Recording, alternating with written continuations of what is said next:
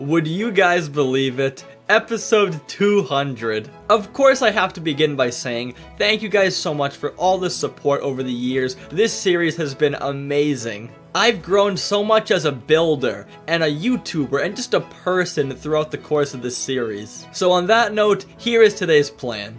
I'm gonna start out by giving you guys a big gift. I made you guys free world downloads for this world. There's one for episode 50, episode 100, 150, and now 200. Originally, I wanted to charge for world downloads and make it part of like my channel membership package, but I decided you guys deserve a gift. You've been so nice to me and so supportive. I want to thank you guys in a proper way. So go down to the description, take a look for where it says world downloads, and get yourself a copy of my world. Now that's out of the way, let's get to the main purpose of today, which is an episode 200 world tour. So if you guys are new here, my world is really divided into two separate parts. That is the kingdom and the cave house. The cave house is underground, the kingdom is the giant city. So why don't we start with the kingdom first? So this is the first road I made, and this is the first big build I made. This tower here actually hides a mob spawner inside of it. I had an XP farm in here, and you can see there's all this cobblestone because these are like pipes for the farm. So to make a long story short, this is my first very practical building right here. Now I should note, this world tour is not going to be in chronological order because there's just way too many things, so I'm just going to name off things as we go. So anyways, here's some small houses right next to this tower, and behind we have a little mini treehouse that I made. As cool as the treehouse is, the main use of it is actually to breed villagers. Like if we go up inside here, I just have tons of workstations and villagers, so that way, anytime I need to get more villagers for the kingdom, I come up here, I breed them, and I release them. And going past the treehouse, we have a bee nursery and a bee sanctuary. I have the nursery to breed new bees, and once the bees are all done breeding, I let them out, and they come over here to live and get me honey. So this whole area of the kingdom is the farming area. You can see we got wheat, we got bamboo, we got like other crops over there. It's really detailed, really cool. Not so much for practical use, but it just looks amazing. Like, check out these bamboo rows. Like, look at all the detail in the ground, the lamps. It came out so nice, and it's just so beautiful. Hence the reason we have this little small farmhouse, because it's a farm over here. But going across the farm, we actually have another farmhouse that's a windmill. This windmill was actually one of the first builds I made in the world as well, but it actually has some good use. Like, I used the farm a decent amount. There's a bed up here so I can sleep. It's a pretty practical build for my world. Now, even though it's a small feature, I want to show off my melon and pumpkin farms, because honestly, they just look really cool. Like, check this out. I have like cobblestone walls hiding cactus and melons and pumpkins. They're just very like rustic, and I think they're really good. I mean, you guys might say, hey, it's just a giant pile of stone, but they came out good in my eyes.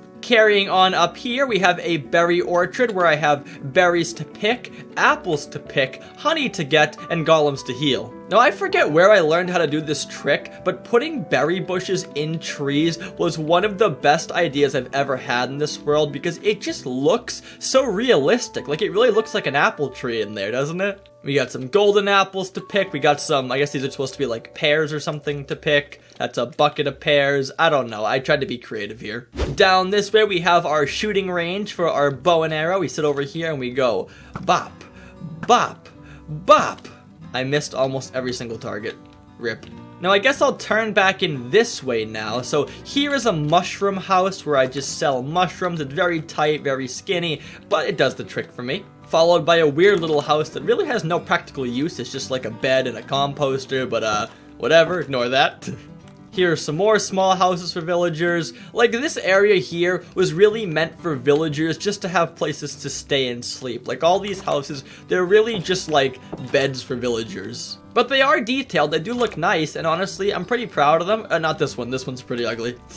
But they do look nice, so they're not like wastes of space or anything, but they definitely lack some detail. Perfect timing as it turns night. These are my lamp posts, which have a daylight sensor inside there, so every time it turns night, the lamps turn on. Now we start entering the food district. So basically, over here are the villager housing areas, and then up here is like the financial area, and right over here we have 2 restaurants. So I go through this little alleyway, and here's the first restaurant, which is called the Clatterbuck Diner. Almost forgot that. The Clatterbuck Diner is very small, not too detailed, but villagers come in and eat. They like it a lot. Right across the street, we have this amazing tavern, which, trust me, this took a long time to build. This is a very detailed build. You see lots of things, lots of stuff going on, so many layers, so many details.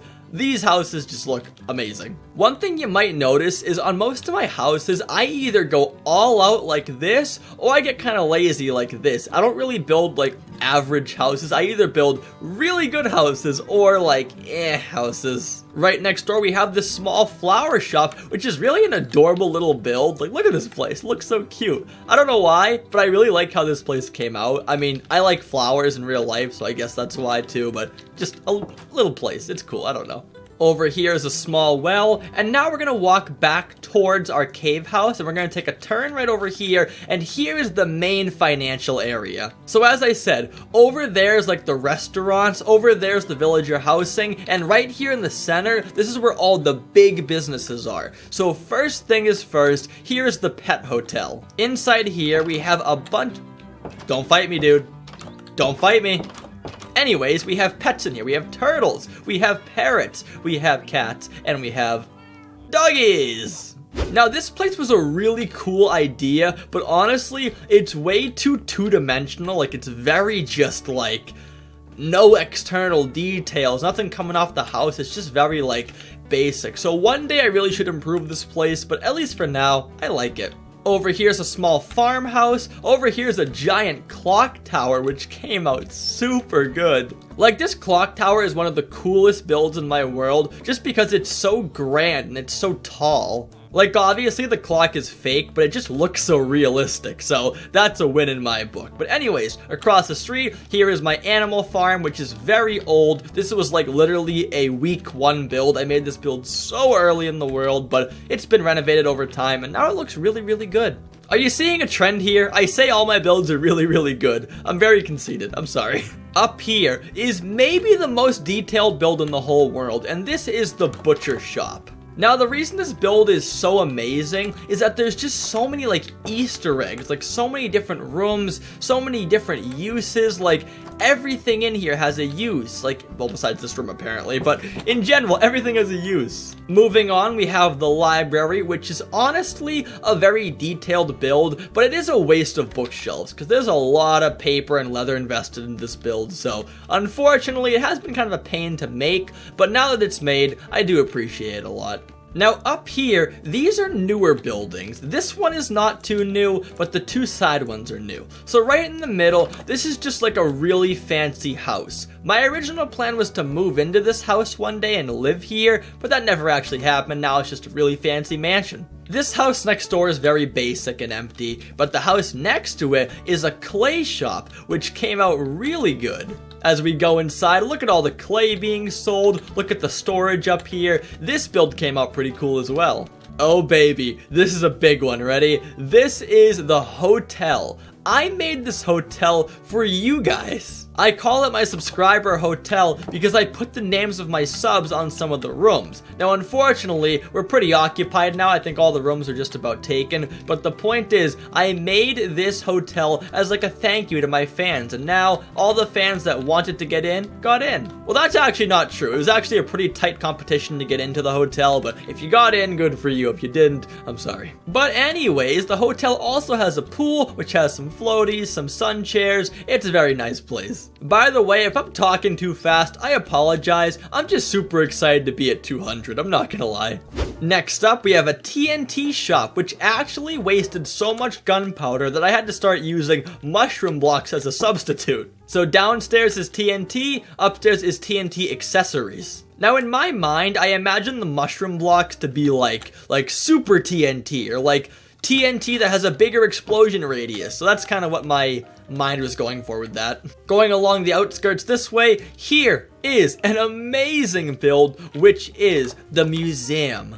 Now, the bottom floor has all my favorite blocks, and it has some really important blocks, like my first ever bed and my first ever pickaxe. And the top floor has all random items and important items, like the last known pigman sword in my world, my first ancient debris, my first dragon head, my first enchanted golden apple. And I kept some historical maps for the world, like before I built my ocean bridge, or before I built the fishing village. You'll see those later. So to make a long story short, this museum is basically a giant building full of nostalgia. Carrying on this way, we're gonna hop down to our armory, which is very simply just a place where I keep armor and tools and turtles, apparently. Downstairs is armor, upstairs is tools. Now behind the armory, we actually have a small little pond here, which is just full of rich details, and a little secret hidden village behind the pond right over here. Check this out, ready? This is called the Divot Village, simply because it's in a divot.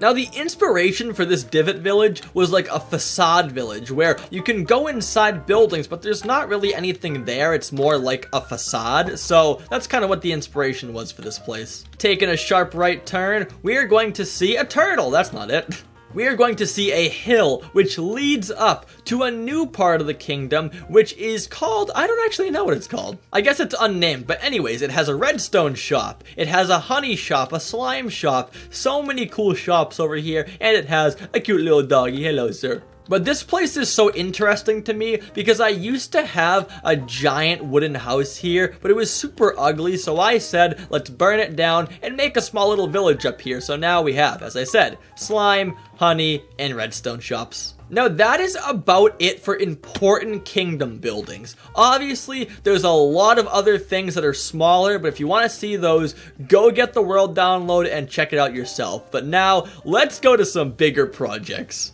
We walk outside these kingdom walls and we enter a vast jungle. Hard to see. Where are we? I don't know. I'm lost. But you look up and you see the mega treehouse that I built. Guys, I am not saying this lightly. This treehouse that I built may have taken me 2 years to build. Like, the amount of effort and just materials gathered to get to this point is crazy. So every floor inside the treehouse has its own use, and it has specialty branches for certain things, like bookshelves, or like farming. And off of these branches, we have small walkways to go up the side and get better vantage points of the world. Now, I'm sure a lot of my fans are younger, but if there are any old Minecraft fans, this treehouse was inspired by Captain Sparkles. If you're confused who that is, it's a Minecraft YouTuber who once made a giant treehouse, and I was like, whoa, that's so cool, I want to do that. And that's how my treehouse was born. But anyways, the best is yet to come. At the top of this treehouse, we have a mob farm, which is so crazy that fits in so perfectly. I know it's hard to see, but up in the leaves, I have a giant mob farm up there, and they all fall down here and give me their loot, which is just super awesome that I have a mob farm in my treehouse. But if we're being honest, the best part about the treehouse is the view. Look at the view of that kingdom. It is amazing up here. Now, let's go show off the builds on the water, like the ocean bridge, the pirate cove, and the fishing village. So here's the ocean bridge. It's exactly what it sounds like. It's just a giant bridge that goes across the ocean. The only cool thing about it is that it's just super long and super big. It's not like it's anything crazy, it's just gigantic. But if I hop outside the ocean bridge, here's the pirate cove. Guys, big disclaimer, if you're half paying attention, focus up. This is the #1 build in the world. Big praise, right? So up here on the island is basically a crashed pirate ship with all the pirates' loot scattered about on the island. So you might look at this place and say, hey, pretty cool, but whatever. Oh no, guys, underwater, there is another part of this pirate cove. Inside this tunnel, there is a hidden pirate hangout that submerges up, and oh, look at this place. Like, look at the detail. I'm just gonna stop talking, just look around, just like, take it all in, man. I want you guys to acknowledge this. This whole cave was not a cave. This was a giant hunk of stone. I mined this all out. Every single block here is either broken or placed. None of this is natural. So it makes me so proud to look at this place and say, I built all this. We got cannons. Hey, we have pirates. Hold on. Pirates, go away. Go away. But like, look at all the Easter eggs. We can go up on this pirate ship and go inside of it that's stuck inside the cave. There's like a little shop up there for your weapons. There's a little melon shop. There's a little bed station here. There's just so much cool stuff. And also, who could forget Mutiny Martin, the skeleton that got trapped by the pirates? You bad boy. And inside here is the Groggy Tavern. This is a pirate's little tavern where they can drink, they can eat, they can hang out. Looks pretty nice. Whoops, I almost forgot there's one other place, which is called Buccaneer's Bounty. This is a small little food shop. It's small, it's cute, it's nice. Buccaneer's Bounty. So as I said, that's the best build in the world. If you disagree, you should just leave the video right now because nothing can top that. That thing is just amazing. Next up, here is the fishing village. This place is simply just a bunch of houses on the water connected by a giant bridge. I originally made this place just to breed villagers, but now it's kind of like its own part in the world. Now there's only a few more builds I want to show you guys above ground, and they're over in this direction. Over this way, I actually have a lighthouse, which used to work. I had to unplug it because it was causing way too much lag in my world, but this lighthouse is amazing, and the inside is actually super detailed. This is kind of funny, but I got inspiration from this lighthouse from Club Penguin, the old kids penguin game.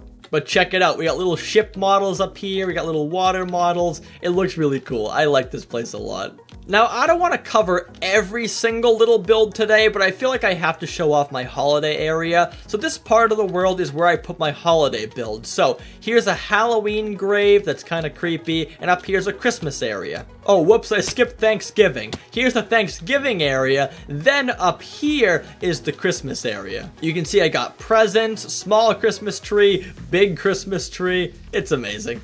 I feel like I've said it's amazing a billion times, but the world is amazing, so give me a break. And up here, the most important place in the world, the comment rainbow. If you're new here, every episode I just come up here and I pick one comment from the last video and I put it on a sign and it goes in the comment rainbow.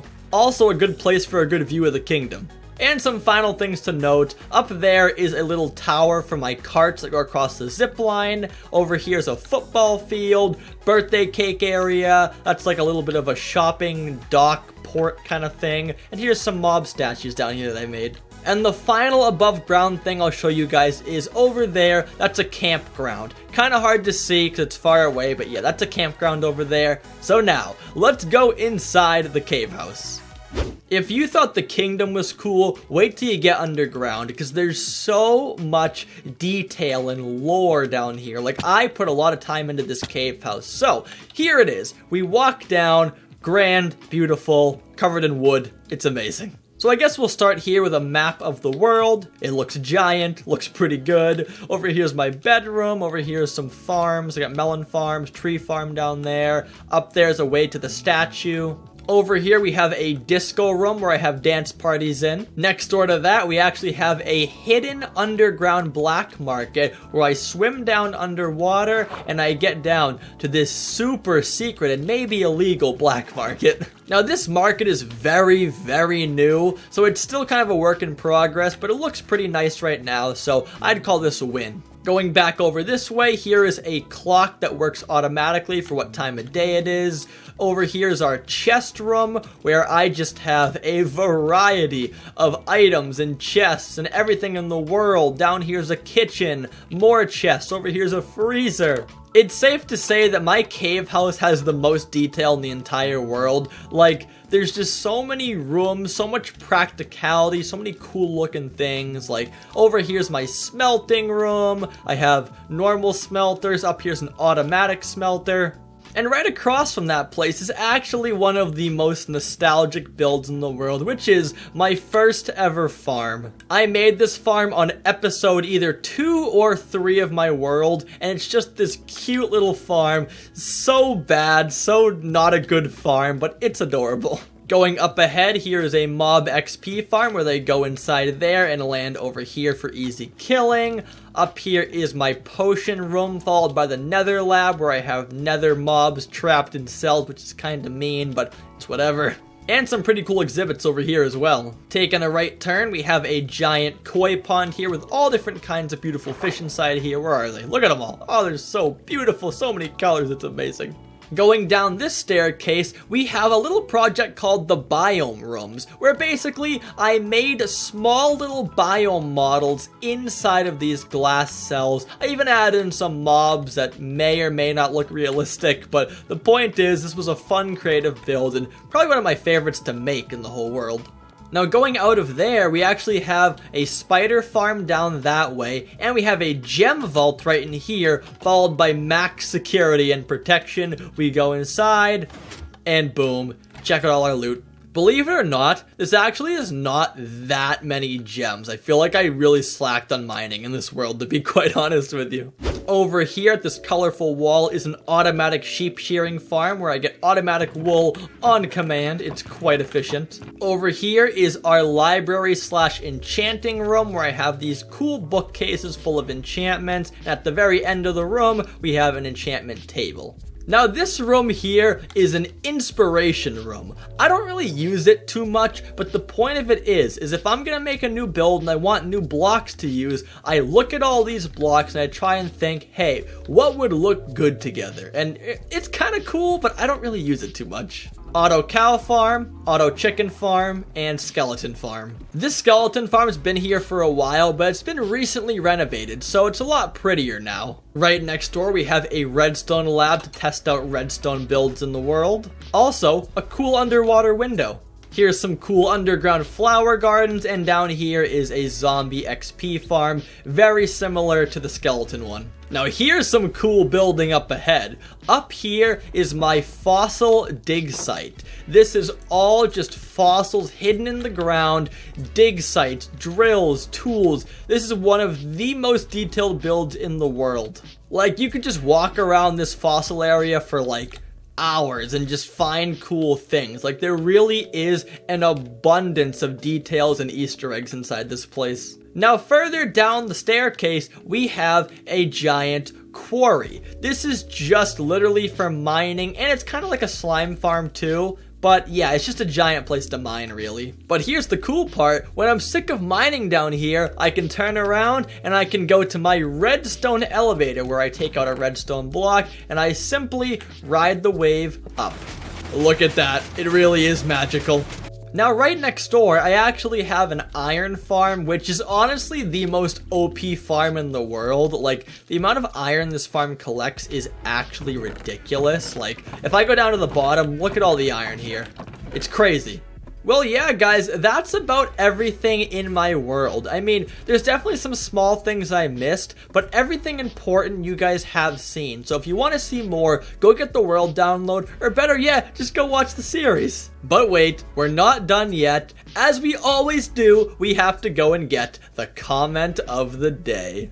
So today, in the comment rainbow, we have a new comment by someone who I believe is newer to my channel. And that person's name is Papinet. And Papinet says, "You've had a lot of progress, man. Congrats on 20k. There is more to come." So thank you so much, Papinet. I really appreciate that. And yeah, by the way, I hit 20k the other day, so yay me. But yeah, guys, this has been episode 200. I hope you enjoyed. This is just the beginning. Hopefully one day we'll look back at this episode and say 200, that was nothing. But yeah, guys, thanks so much for watching. Make sure to like, subscribe, do all the good stuff, and I'll talk to you guys next time. So until then, goodbye.